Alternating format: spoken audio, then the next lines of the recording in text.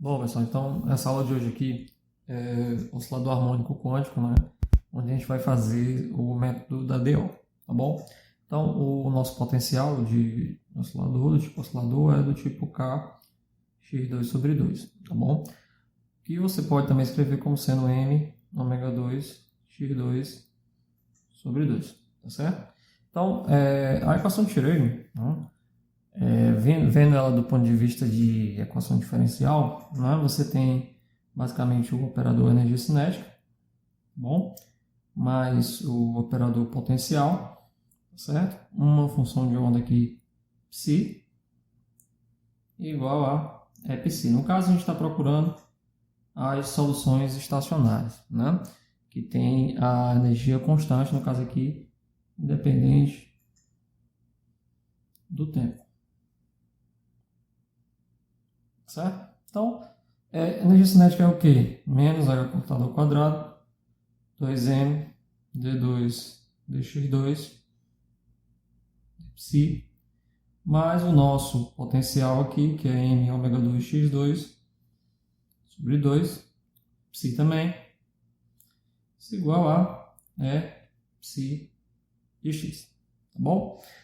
Se você der uma arrumada aí nessa equação, você pode organizar da seguinte maneira e encontrar a seguinte equação diferencial: d2 dψ de x2, tá bom? Isso é igual a 2 m sobre h cortado ao quadrado menos m2 ômega 2 x2 sobre h cortado ao quadrado psi de x igual a zero. Tá bom? Você der uma arrumada aí na equação, você consegue encontrar uma equação desse tipo aqui. Certo? Qual é a ideia? A ideia, na verdade, isso aqui basicamente é um EDO, né? Onde você tem uma equação do tipo psi duas vezes de x mais p de x, tá certo? Psi de x igual a zero. Tá bom? É uma equação diferencial de coeficientes não constantes. Ou seja, é um EDO com um coeficiente variável na qual você tem uma função. Certo? Eu vou tentar ir um pouquinho rápido aqui, justamente para a gente evitar contas aí, né, exaustivas, né? Você fica fazendo muita conta aí para chegar num resultado que é mais interessante discutir o resultado do que a conta em si, porque não tem dificuldade nenhuma. O que a gente vai fazer aqui agora é só uma mudança de variável na equação, tá bom? Então eu vou propor, primeiramente, que a gente substitua esse x, tá certo, por um u. Então, vou fazer assim, x igual a alfa de u, né?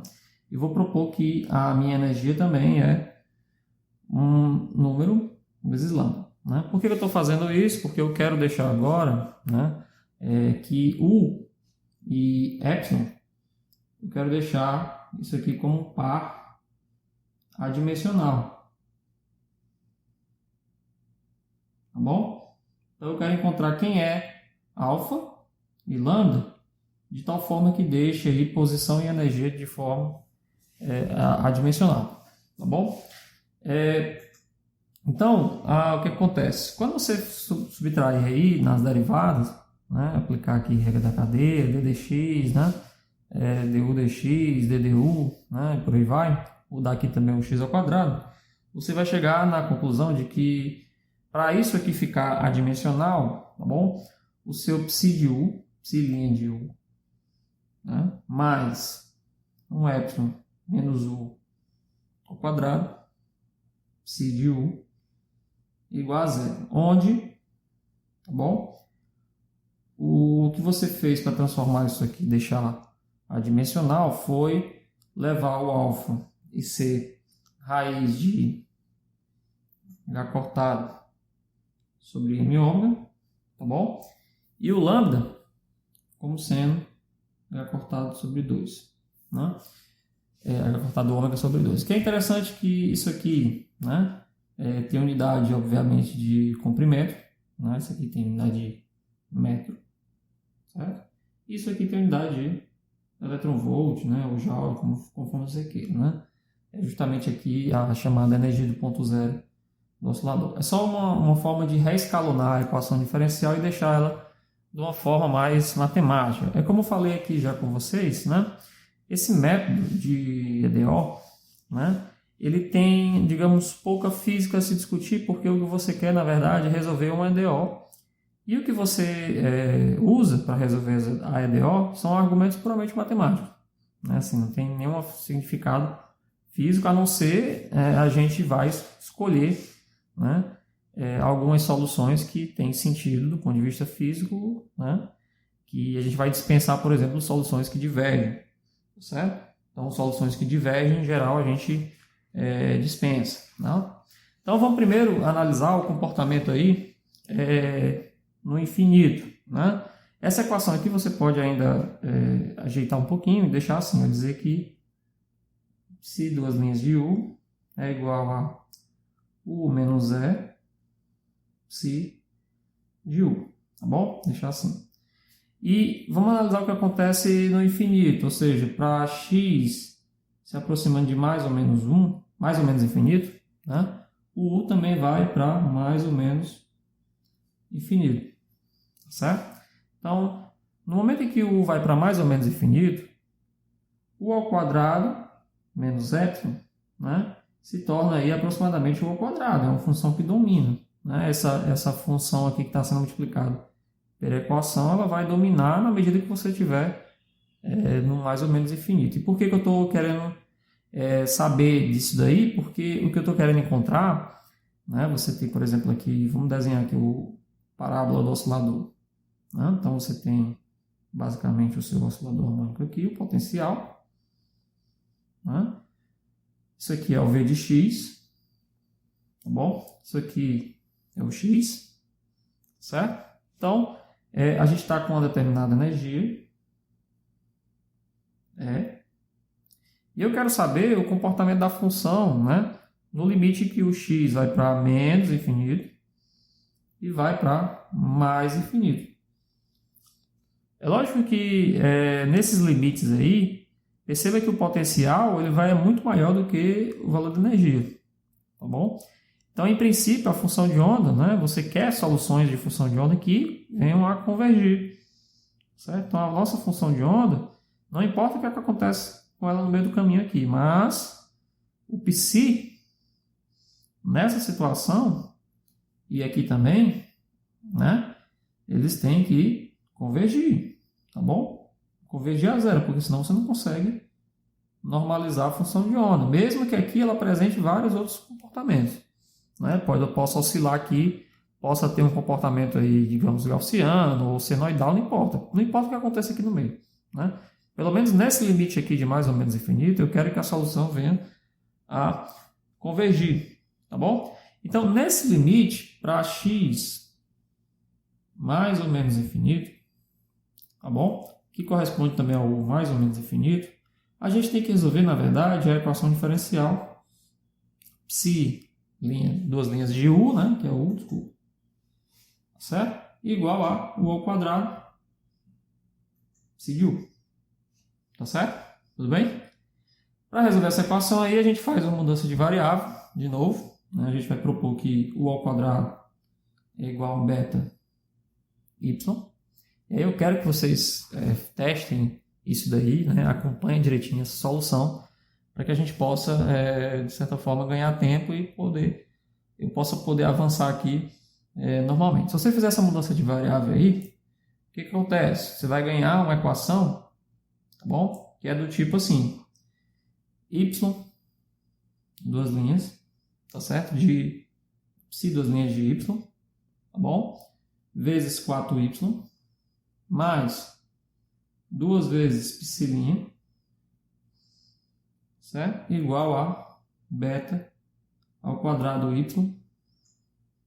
psi de y, tá bom? Aí você diz assim, mas não melhorou, né? O que a gente pode fazer, né, para melhorar essa equação aqui, tá bom?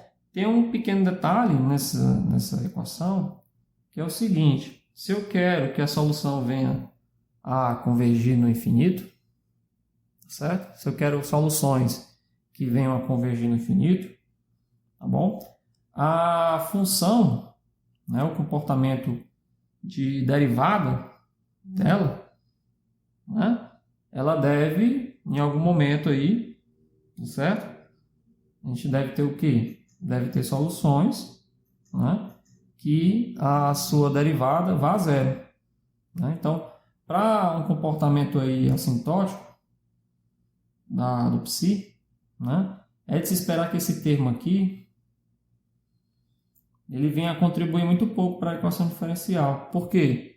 Porque no limite mais ou menos infinito, se você quer soluções que venham a convergir, é de se esperar que a derivada do psi, né, ela vá a zero.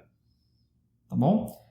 Porque se eu fizer isso, se eu encontrar soluções que satisfazem isso daqui, né, eu vou estar com um bom critério de convergência. Além do fato de que esse cara domina, né, u ao quadrado menos epsilon, né, é aproximadamente u ao quadrado, né, eu vou procurar soluções que a sua derivada vá a zero, ou seja, ela tende a normalizar aqui no infinito, ela tende a ficar saturada no infinito, né, ou seja, a sua derivada vá a zero. Com isso, a nossa equação diferencial ela fica mais simples, tá certo? Por quê? Porque ela passa a ser simplesmente psi duas linhas de y, 4y, menos beta y, psi de y. Aí você diz assim, mas você está fazendo aí uma aproximação. Aí, na verdade, a gente está fazendo uma aproximação sim, né? Mas perceba, tudo que a gente perder, digamos assim, de exatidão na solução, a gente vai recuperar depois. Por quê? Porque isso aqui só é uma parte da solução. Né? Eu estou tentando encontrar soluções num intervalo aí muito peculiar, né, que é de mais ou menos infinito. É nessa situação aqui. Tá bom? Eu quero saber o comportamento assintótico. No meio aqui eu não sei de nada ainda. Lógico que essa solução aqui não vai valer aqui no meio. Tá bom? Então, eu ainda vou procurar soluções aqui do meio, mas eu quero saber primeiro soluções que venham a convergir no infinito, em que a sua derivada, por exemplo, primeira, também seja nula. Tá bom? Aqui, se a gente cancelar para todo y, né? Se vale essa equação para tudo y, eu estou diante de quê? Estou diante de uma equação que é psi duas linhas de y menos beta ao quadrado sobre 4 psi de y igual a zero. Né? E isso aqui tem solução. Tá bom? Isso aqui você sabe qual é a solução para essa equação. Certo? A solução para essa equação aqui tem duas. Né? Você sabe resolver. Né? São as exponenciais. Só que é negativo aqui, esse valor. Né? Então, como é a negativa, não são as exponenciais complexas, são as exponenciais, né, que convergem. Né? São as ondas aí evanescentes. Né? Então, o psi de y tem duas soluções. Uma é e elevado a beta sobre 2y, e a outra é e elevado a beta sobre 2 menos beta sobre 2y. Tá bom? O que me dá soluções do tipo, né? Perceba agora, quem é beta y? Beta y é o ao quadrado. Então, você tem soluções que são do tipo e elevado ao quadrado, né, sobre 2. Tá bom? E a outra solução é e elevado a menos u ao quadrado sobre 2. Tá bom? Você obteve duas soluções aqui, né? Uma que é menos u ao quadrado sobre 2, que é uma solução do tipo gaussiano, né? E uma solução u ao quadrado. Lógico que o que eu quero que aconteça aqui no infinito, né, não é esse tipo de solução. Tá bom? Então, esse tipo de solução aqui ela é divergente. Certo? Ela diverge. Então, eu vou não considerar essa solução como solução do meu problema. Tá bom? Não, fisicamente ela não é aceitável. Tá certo? Então eu vou levar para posterior, né, para a situação posterior aqui, somente esse tipo de solução. Tá bom? O que eu estou querendo dizer é que no infinito, né, no mais ou menos infinito, todas as soluções para o oscilador harmônico, né, as que são boas soluções, digamos assim, elas têm que ter a cara da gaussiana. Né? Não importa o que está acontecendo no meio, mas no infinito elas têm que ter a cara da função gaussiana, tá bom?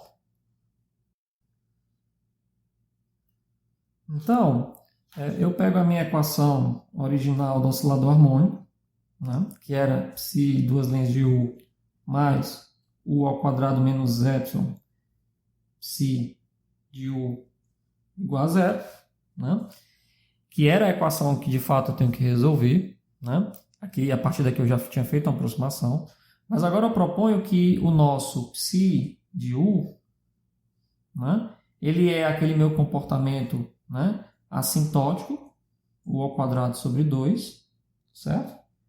Que multiplica uma função g de U, né, onde essa g de U ela vai dar conta, tá bom, do comportamento agora no interior do poço aqui, do oscilador. Né? Então, você tem aqui o potencial, né? As soluções assintóticas eram do tipo gaussiana, certo? Só que agora, o que acontece aqui no meio, se vai oscilar, se vai ficar convergindo, né? Ou qualquer coisa que aconteça com a função aí, quem vai dar conta agora é o nosso g de U. Tá bom? Então, aqui no meio, eu tenho que procurar para esse g de U soluções, né, que sejam, né, adequadas para que o nosso psi seja, no final das contas, normalizável. Continue sendo normalizável. Bom, eu não posso ter divergência aqui também, né, porque em torno do zero, tá certo? Você não pode ter a função de onda explodindo. Não há razão nenhuma para, no momento em que ela não tem energia potencial, a função vem a explodir, né, vem a divergir. Tá bom? Então não faz nenhum sentido. Tá certo? Então o que você vai fazer? Você vai propor esse tipo de solução, vai tirar a derivada primeiro, né? Derivada primeira da função aí que você vai fazer dessas duas aqui vai ficar e elevado a menos U ao quadrado, tá bom? G' de U menos U G de U, tá bom? Aí você vai tirar a derivada segunda, tá bom? A derivada segunda dessa brincadeira toda aí vai ficar elevada a U sobre 2, certo? G duas linhas de U menos 2U G' de U. Estou fazendo direto aqui para a gente acelerar um pouquinho, né? Senão é muito extenso. U de U ao quadrado menos 1 G de U. Mas aqui você sabe bem fazer esse tipo de operação, né? Que é basicamente derivar isso aqui mais uma vez, tá certo? Você derivando isso aqui mais uma vez, você cai nessa equação aqui, tá bom? O que eu vou fazer agora? Já que eu tenho agora o meu psi linha de U e o psi duas linhas de U, eu vou substituir na equação original, que é essa aqui, tá bom? Então, no momento em que eu substituo nesta equação, aí depois de algumas continhas, né, eu vou mostrar que o nosso g de U, essa parte exponencial, ela cancela, né, que é justamente você faz esse tipo de abordagem aqui, justamente para eliminar agora do g de U a parte exponencial, né, a parte que converge no infinito. Então você chega à conclusão de que o seu g, duas linhas de U, né, menos 2U G' de U, tá bom? Mais epsilon menos 1, certo? G de U. Aí, isso aqui vai ser igual a zero. Olha como é interessante, ó. Quem tá aí, quem passou pelo método dos 3, né? Tá fazendo aí métodos matemáticos 3, ou passou, ou ainda está fazendo, né? Deve, né, identificar essa equação aqui como a equação diferencial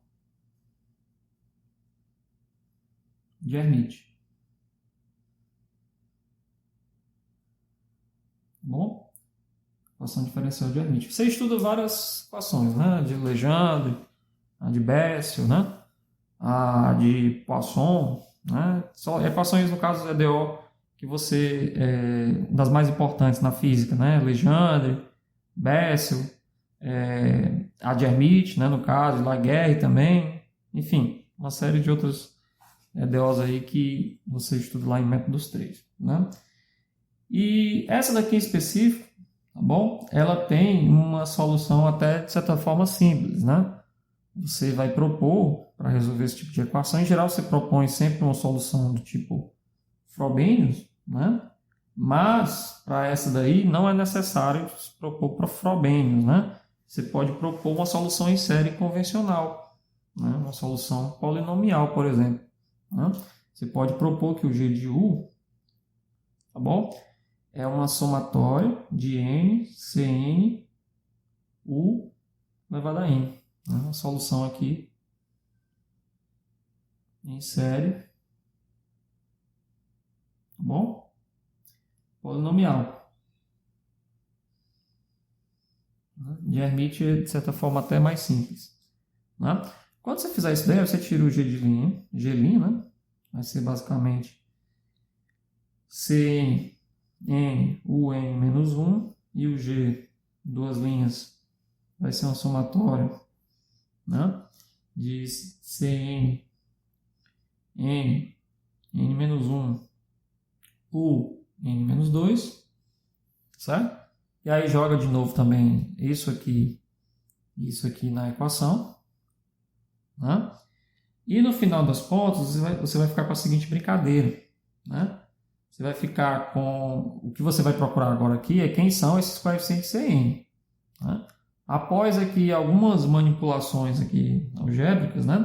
Você vai ficar com a seguinte equação, um somatório, né? De um n igual a zero até infinito, Cn mais 2, n mais 2 vezes n mais 1, u elevado a n, bom? Menos uma somatória de n, Cn, 2n, u elevado a n, mais Cn, e menos 1, bom? U elevado a n. Isso aqui vai ser igual a zero. Tá bom? Assim, de onde é que veio esse n mais 2? Né? Esse n mais 2 veio de uma mudança de variável que você faz, tá bom? E para deixar todo mundo com potência aqui de u. Né? Perceba que você acaba tendo que fazer essa mudança de variável para deixar todo mundo aqui com potência de u elevado a n. Percebe? Né? Então, no momento aqui da substituição, você faz que o seu n, né, ele passa a ser agora n mais 2 para esse somatório aqui, para poder colocar todo mundo na mesma potência, tá bom? No momento que você faz isso, por outro lado, você perde, né, a definição de quem é o C0 e de quem é o C1. Né? Eles passam a ser ainda arbitrários. Tá bom? Isso não é nenhum problema, tá bom? Porque o C0 e o C1 eles vão ser, digamos, o começo da série. Né? E você pode depois escolher o começo dessa série de tal forma que a sua solução fica normalizada. Né? Perceba que são elementos aqui nessa expressão, né, que é o termo que não depende de U e o termo que depende da primeira potência de U. Então você pode depois escolher esse pessoal todo aqui.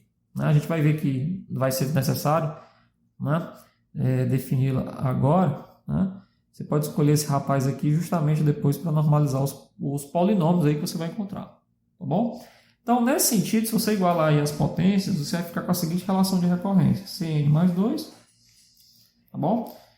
2n mais 1 epsilon, Cn, isso aqui dividido por n mais 2, n mais 1. Então, você consegue encontrar aqui uma relação de recorrência entre os coeficientes. Tá bom? Então, a relação de recorrência entre os coeficientes. Certo? E aqui é interessante que você pode descobrir como é que é essa relação de recorrência n mais 2 e n, né? Nos leva aqui a acreditar que existem dois tipos de soluções, né? As pares e as ímpares, porque esses dois caras são arbitrários. Né? E como é de 2 em 2, você vai ter o coeficiente C1 se relacionando com C3, o C3 se relacionando com C5, né? E por aí vai. E da mesma forma você vai ter o C2 se relacionando com o C4, o C4 se relacionando com o C6, né? E assim sucessivamente, tá bom? Então, por exemplo, se o C1 e o C2 estão indeterminados, eu posso dizer que, se eu substituir aqui n igual a zero, né? C2, né? Se você substituir n igual a zero, é 1 menos epsilon sobre 2 C0, né? Já o C4, se você continuar substituindo aí, é 5 menos epsilon, 4 vezes 3, vezes o C2. E por outro lado é 5 menos epsilon, 1 menos epsilon, 4 vezes 3 vezes 2, C0. Né? E assim vai, o C6, ele é 9 menos epsilon, 6 vezes 5, vezes o C4. Então, da forma que é 9 menos epsilon, 5 menos epsilon, 1 menos epsilon, C0, dividido por 6 vezes 5, vezes 4, vezes 3, vezes 2. Tá bom? E assim vai. Aí você pergunta, esse aqui pode correr, né, infinitamente, né, para n tendendo a infinito, ou seja, essa solução em série aqui que a gente está propondo, ela não tem fim, é uma solução infinita, né? A resposta para a gente dizer que não pode ser infinito, né, ela vem do seguinte fato: o que acontece com o coeficiente, por exemplo, qual é o limite do coeficiente Cn mais 2 quando o n vai para infinito? Certo? Perceba que quando o n vai para infinito, se você olhar para essa expressãozinha aqui, quando o n for muito grande, vai prevalecer o quê? Vai prevalecer o termo 2n, né? Daqui, e os termos aqui de baixo, só o n quadrado. Né? Então, você vai ter no limite que o n vai para infinito do Cn mais 2, ele vai prevalecer 2n quadrado. Concorda? Multiplicado por Cn, né? Que é aproximadamente 2Cn sobre n. Certo? Isso significa que, por exemplo, o C, né? Vou só fazer um exemplo aqui, o C400 vai ser 2, certo? Vezes 400, vezes 398, desculpa. C398. Concorda? E dessa forma, o C400, no final das contas, vai ser 2 vezes 398, 2 vezes 396, né? Porque o 398 é 396, 2 vezes 394 e assim sucessivamente. Bom? Ou seja, o C400, na verdade, ele sempre vai ter um 2 aqui e um 398, né?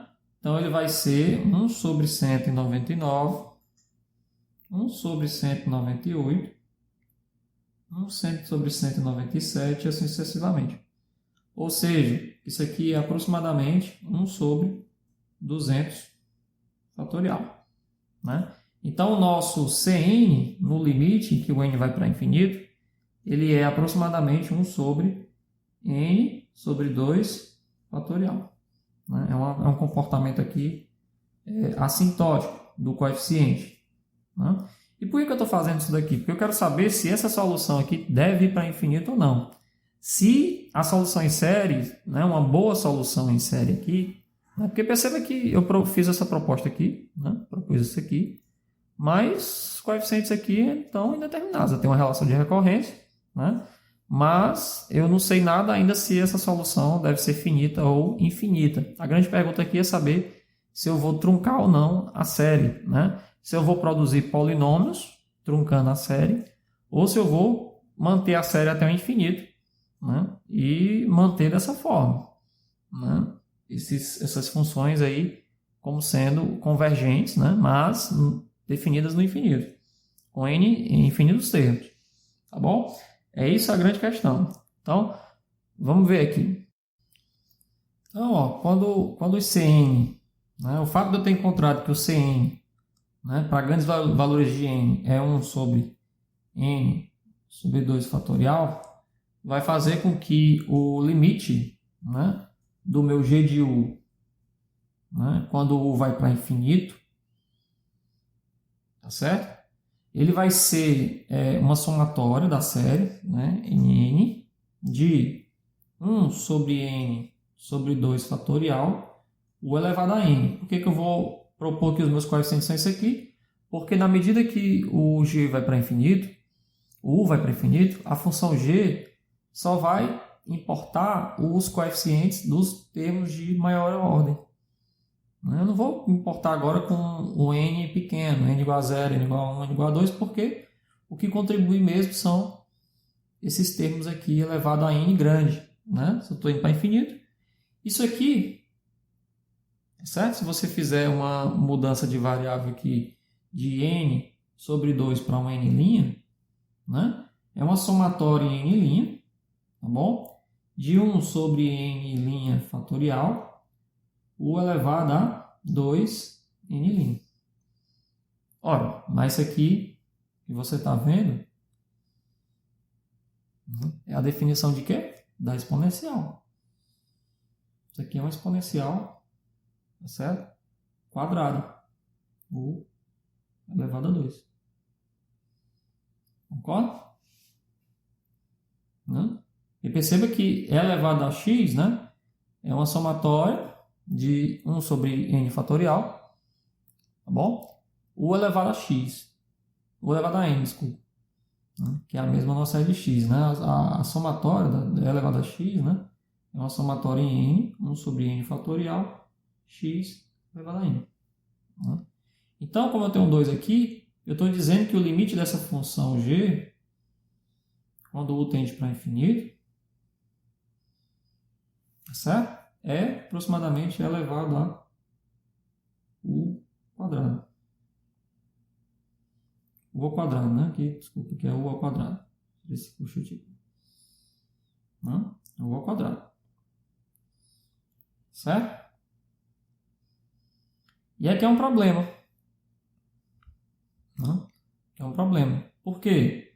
Porque se eu mantiver, não, os coeficientes aqui indo para infinito, bom, uma solução em série com infinitos termos, né, todas as minhas soluções vão convergir para a função elevada ao quadrado. Uma coisa que eu não quero. Eu já eliminei essa solução aqui. Essa solução aqui não serve para mim, ela não vai ser normalizável. Então, esse tipo de solução, né, se, né, mantivermos infinitos termos na série de g de u, bom, a solução vai divergir para u tendendo a mais ou menos infinito, né? Que é uma coisa que eu não quero. Tá aqui, ó. A gente mostrou que os coeficientes, né, eles se adaptam de tal forma que fica uma exponencial aqui, né, do tipo gaussiano, só que negativo, positiva, né, ou seja, diverge. Tá bom? Eu não quero essa solução. Então, né, conclusão. Deve existir, tá bom? Na relação de recorrência do Cn mais 2, aqui, que dava quanto lá? 2n mais 1 menos epsilon, n mais 2, n mais 1, Cn. Né? Então, deve existir um epsilon máximo, tá bom? Em que, nesse epsilon máximo aí, tá bom? O Cn mais 2 é igual a 0. Né? Com Cn diferente de 0. Ou seja, deve existir um epsilon máximo que me dá um n máximo. Tá bom? Quem vai ser esse cara? Então perceba que, se eu estou dizendo que, por exemplo, só um exemplo aqui, o C6, né? Ele é 9 epsilon, 5 epsilon, menos epsilon, 1 menos epsilon, como a gente já fez aqui, C0 sobre 6 fatorial, né? Eu vou dizer que para n, então quem é o meu 6 e o 0 aqui, né? Então imagina aqui que o 6, né? O n era 4. Tá bom? O n era 4. Então, existe um epsilon máximo que vai ser igual a 9, para n igual a 4. Então, quando o n for 4, por exemplo, tá certo? Você tem aqui que o epsilon máximo é 9, que aí você faz com que o nosso C6 seja igual a 0. Tá bom? Mas, nesse caso, o C4 é diferente de 0. O que eu quero dizer com isso? Deve existir um epsilon aqui que se iguala justamente ao 2n mais 1. Né? Ó, perceba que o n era 4, quanto é o 2n? Ó? 2 vezes 4, 8, mais 1, 9. Então, o epsilon máximo é 9. Então, esse epsilon máximo aí que a gente encontra, esse epsilon n, tem que ser igual a 2n mais 1. Quando o epsilon n for igual a 2n mais 1, né, a série acaba em Cn, né, é o último termo, e o Cn mais 2 é 0. Tá bom? Então, quando o epsilon for 2n mais 1, o seu polinômio aí, né, vai ficar um polinômio agora, ele vai ter, por exemplo, C0 mais C2 u elevado a 2, né, mais C4 u elevado a 4. Aí perceba, ó, como a gente está com o n aqui, o último termo é o n, né? Então, pontinhos aqui, Cn u elevado a n.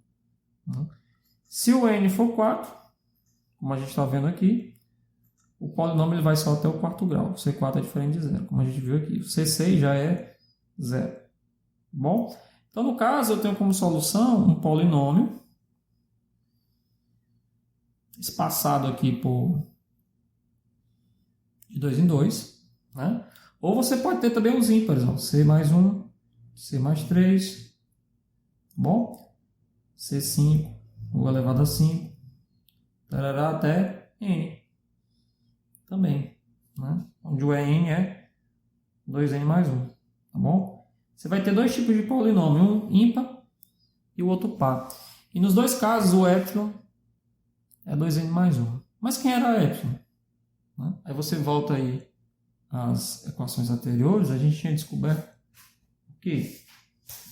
Quanto é que valia o epsilon? Né? Existia uma relação entre o epsilon e o h cortado sobre 2. Né? E a gente substituiu o epsilon como sendo E sobre lambda. Né? E o lambda era h cortado sobre 2. Ou seja, epsilon de n agora vai me dar um en, h cortado sobre 2. Cheguei à conclusão de que o en aqui para o oscilador é h cortado sobre 2. O quê? Sobra somente o 2n mais 1. Porque o epsilon é 2n mais 1. Ou seja, a gente tem h cortado em ômega, n mais 1 meio. Com isso, a energia do oscilador quantizada, né, deve ser h cortado ômega, n mais 1 meio. Bom, a gente encontra a quantização aqui do oscilador, condição de quantização, né, ao truncar as soluções. Né? E aqui, tá bom? Dá origem, né, aos chamados polinômios de Hermite. São esse pessoal aqui. Né? São esses polinômios aqui com essa, né, relação de recorrência aqui. Certo? Então, assim a gente consegue, né, desmembrar aqui a equação de Hermite encontrar que você tem soluções do tipo os polinômios truncados, né? E a condição de quantização é essa daqui, tá bom? Então, já que a gente encontrou que é n, né? É 2n mais 1, certo? A nossa solução G passa a ser uma somatória de i, né? Até n, tá bom?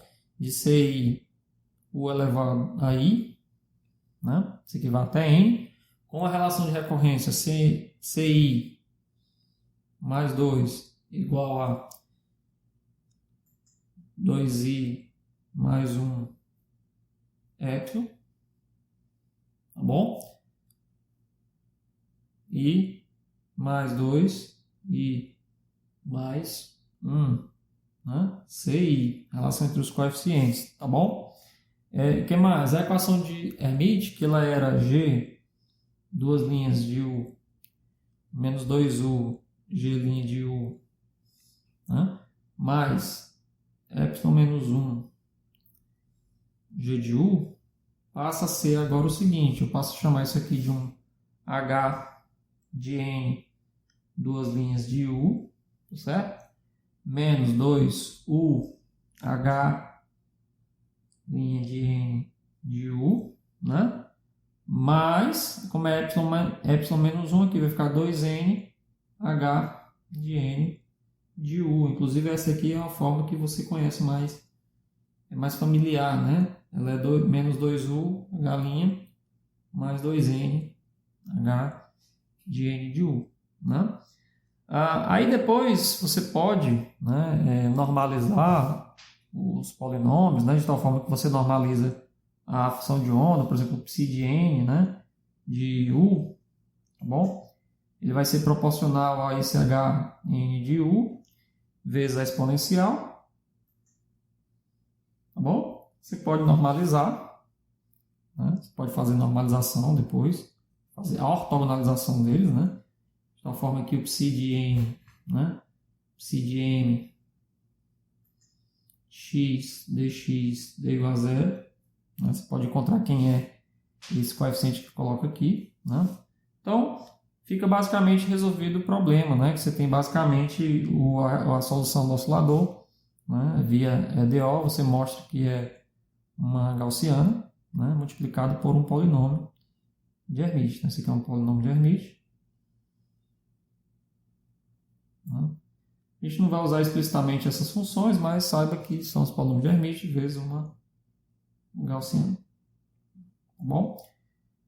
Aí você tem toda uma brincadeira aqui com os polinômios, né? Você pode fazer a ortogonalização deles, né?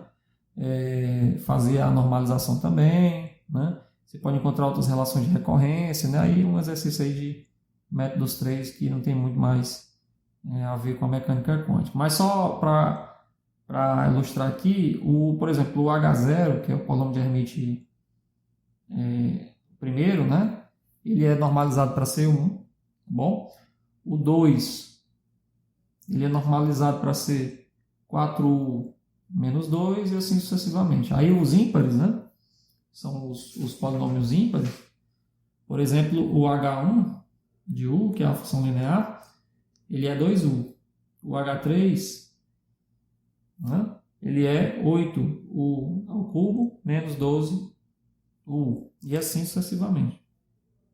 Tá bom? E é interessante que o primeiro estado fundamental, né, que me dá a energia, como a energia que agora é 2n mais 1, né, você tem o primeiro como sendo 0, o E é 1, né, o E0 é 1. Esse estado aqui, né, como esse cara aqui é constante, fica só a gaussiana. Por isso que o estado fundamental do oscilador harmônico é uma gaussiana. Né? O E1, como é que é 1? Ele é 3, tá bom? Aí o E1, olhando para cá, é uma função linear, então essa gaussiana ela passa a ser assim, ó. É uma função, como é uma função linear, ela passa a ser assim, ó. Ela cai aqui, com a função linear, e depois volta a ser a gaussiana. Né? Aqui é uma parábola de concavidade, né, positiva. Bom, então o E2, certo? ele vai ser o quê? 5, né? Aí já é uma gaussiana vezes a parábola, certo? Aí já tem um aspecto mais dessa forma. Vem aqui, aqui, assim, né? E assim vai. Né? Então esse aqui é o estado fundamental. Bom? Certo? Esse aqui é o primeiro estado citado.